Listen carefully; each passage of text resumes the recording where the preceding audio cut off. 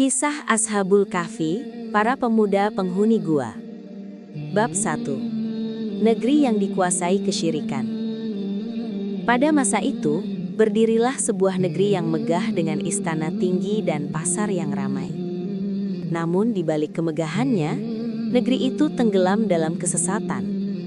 Rajanya memerintah dengan tangan besi dan menjadikan penyembahan berhala sebagai hukum negara. Setiap orang wajib tunduk kepada patung-patung batu yang tak dapat mendengar, melihat, ataupun menolong. Di alun-alun kota berdiri berhala-berhala besar yang dihiasi emas dan kain mahal. Setiap hari rakyat dipaksa mempersembahkan sesajen, membakar dupa, dan bersujud kepada benda-benda mati itu. Siapa yang menolak dianggap pengkhianat negara. Para penjaga istana berkeliling mengawasi rakyat. Mereka mencatat siapa saja yang tidak hadir dalam upacara penyembahan. Hukuman bagi yang membangkang sangat kejam. Dipenjara, disiksa, bahkan dibunuh. Rasa takut menyelimuti setiap rumah. Sebagian rakyat menyembah bukan karena yakin, tetapi karena takut. Mereka menyembunyikan keraguan di dalam hati demi menyelamatkan nyawa dan keluarga.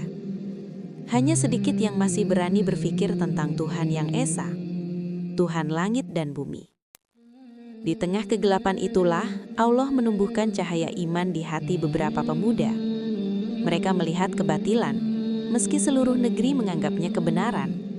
Dari merekalah kelak akan dimulai kisah besar yang mengubah sejarah. Kisah Ashabul Kahfi. Bab 2. Pemuda-pemuda beriman. Di tengah negeri yang dipenuhi kesyirikan itu, hiduplah beberapa pemuda dari keluarga terpandang. Mereka memiliki harta, kedudukan, dan masa depan yang cerah menurut ukuran dunia. Namun, hati mereka tidak silau oleh kemewahan. Mereka sering merenung tentang langit, bumi, dan kehidupan, lalu bertanya, apakah pantas semua ini diciptakan tanpa Tuhan yang Maha Esa? Mereka diam-diam saling bertemu. Dalam pertemuan kecil itu, mereka berbagi kegelisahan hati. Ternyata masing-masing merasakan hal yang sama. Mereka tidak bisa menerima menyembah patung yang dibuat oleh tangan manusia sendiri. Akal dan hati mereka menolak kebohongan itu. Mereka berkata satu sama lain, Tuhan kita adalah Tuhan langit dan bumi. Tidak pantas kita menyembah selain Dia. Jika kita mengikuti kaum kita, sungguh kita telah berkata zalim. Kata-kata itu membuat iman mereka semakin kuat. Mereka saling menguatkan, saling mengingatkan, dan berjanji tidak akan kembali kepada kesyirikan walaupun harus kehilangan segalanya. Sejak saat itu, mereka menjaga iman dengan sangat hati-hati. Mereka beribadah secara sembunyi-sembunyi, berdoa kepada Allah di tempat sunyi, dan memohon agar Dia menjaga hati mereka tetap lurus. Mereka tahu jalan yang mereka pilih bukan jalan mudah. Namun mereka yakin kehilangan dunia lebih ringan daripada kehilangan iman. Dan dari keyakinan itulah Allah menanamkan keberanian di dada para pemuda beriman itu. Bab 3. Ancaman Raja Zalim. Keimanan para pemuda itu tidak selamanya bisa disembunyikan. Bisikan tentang keyakinan mereka mulai terdengar di telinga para pengawal istana.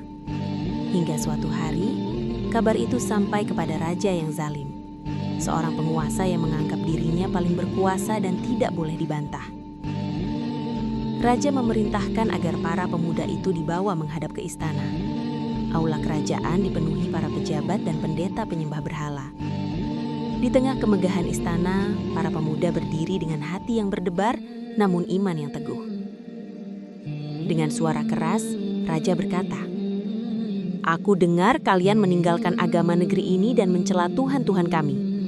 Kembalilah kepada keyakinan kami, atau kalian akan menerima hukuman yang belum pernah kalian bayangkan.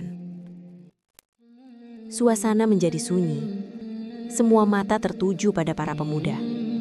Banyak orang berharap mereka tunduk agar selamat dari kematian. Namun dengan tenang, salah seorang dari mereka melangkah maju dan berkata, Kami tidak akan menyembah selain Allah, Tuhan langit dan bumi. Kami tidak akan mengatakan sesuatu yang dusta tentangnya. Wajah raja memerah oleh amarah. Tangannya mengepal, suaranya bergetar menahan murka. Namun ia tidak langsung menghukum mereka. Ia memberi tenggang waktu beberapa hari. "Pikirkanlah baik-baik," katanya dingin. "Jika kalian kembali kepada agama kami, kalian akan hidup. Jika tidak, pedang dan penjara menanti kalian." Para pemuda meninggalkan istana dengan langkah berat, tetapi hati mereka mantap. Mereka tahu pilihan mereka hanya dua, mempertahankan iman atau kehilangan nyawa. Dan sejak saat itu, mereka menyadari bahwa keselamatan iman hanya bisa diraih dengan satu jalan, meninggalkan negeri itu. Bab 4. Hijrah ke dalam gua. Setelah keluar dari istana, para pemuda itu berkumpul di tempat tersembunyi. Wajah mereka terlihat letih, tetapi hati mereka tetap tenang. Mereka tahu waktu yang diberikan raja bukan untuk menyelamatkan mereka, melainkan hanya untuk melihat apakah mereka mau tunduk atau tidak. Mereka saling menatap dan berkata, "Jika kita kembali kepada kaum kita, mereka akan memaksa kita kembali kepada kesyirikan. Dan jika kita menolak, mereka akan menyiksa kita tanpa belas kasihan." Maka mereka pun sepakat untuk pergi meninggalkan kota. Mereka memilih hijrah demi menjaga iman. Mereka tidak membawa banyak harta, hanya secukupnya untuk perjalanan, karena yang paling berharga bagi mereka adalah keyakinan kepada Allah. Mereka berjalan menyusuri jalan-jalan sepi, melewati kebun, bukit, dan lembah. Hati mereka berdebar, takut dikejar, tetapi mereka terus melangkah. Akhirnya mereka menemukan sebuah gua di pegunungan, sunyi, jauh dari keramaian, dan aman dari kejaran manusia. Mereka masuk ke dalam gua itu dan duduk bersama. Lalu mereka mengangkat tangan dan berdoa. "Wahai Tuhan kami, berilah kami rahmat dari sisi-Mu dan berilah kami petunjuk dalam urusan kami." Mereka menyerahkan nasib mereka sepenuhnya kepada Allah. Tidak ada jaminan keselamatan selain pertolongannya. Namun mereka yakin siapa yang berhijrah karena Allah tidak akan ditinggalkan olehnya. Di dalam gua itulah mereka menunggu takdir yang telah Allah siapkan. Takdir yang jauh lebih besar dari yang bisa mereka bayangkan. Bab 5. Tidur panjang yang ajaib. Setelah berdoa dengan penuh harap, para pemuda itu merasa tubuh mereka sangat lelah. Perjalanan jauh, rasa takut, dan ketegangan membuat mereka hampir tidak sanggup berdiri. Mereka pun bersandar di dinding gua, lalu satu persatu terlelap dalam tidur yang sangat dalam. Namun, tidur mereka bukan tidur biasa. Atas kehendak Allah, mereka ditidurkan dalam waktu yang sangat panjang. Matahari diarahkan oleh Allah agar sinarnya tidak langsung menyengat tubuh mereka. Ketika matahari terbit, sinarnya condong ke sisi kanan gua, dan ketika terbenam, ia menjauh ke sisi kiri. Tubuh mereka tetap terlindungi. Allah juga membolak-balikan tubuh mereka ke kanan dan ke kiri agar jasad mereka tidak rusak. Anjing mereka duduk di pintu gua dengan kaki terentang seakan berjaga, sehingga siapapun yang melihat dari jauh akan takut mendekat. Jika ada orang melihat mereka, pasti akan mengira mereka terjaga, karena mata mereka terbuka. Padahal, mereka sedang tertidur sangat dalam. Tidur yang hanya bisa dilakukan dengan kuasa Allah. Hari demi hari berlalu, tahun demi tahun berganti, bahkan abad demi abad lewat. Mereka tidur bukan sehari, bukan setahun, tetapi selama 309 tahun. Tidur panjang itu bukan untuk menyelamatkan tubuh saja, tetapi untuk menjadi tanda kekuasaan Allah bahwa Dia mampu menahan hidup, menggerakkan waktu, dan menghidupkan kembali siapapun yang Dia kehendaki. Bab 6. Terbangun di zaman yang berbeda. Setelah tidur yang sangat panjang, Allah membangunkan para pemuda itu seperti seseorang yang baru terbangun dari tidur malam. Salah seorang dari mereka membuka mata dan berkata, "Sudah berapa lama kita tidur?" Yang lain menjawab, "Mungkin sehari atau setengah hari."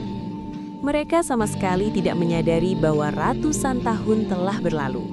Bagi mereka, waktu terasa sangat singkat, seakan hanya beberapa jam. Rasa lapar mulai terasa. Mereka lalu sepakat mengutus salah seorang dari mereka pergi ke kota untuk membeli makanan.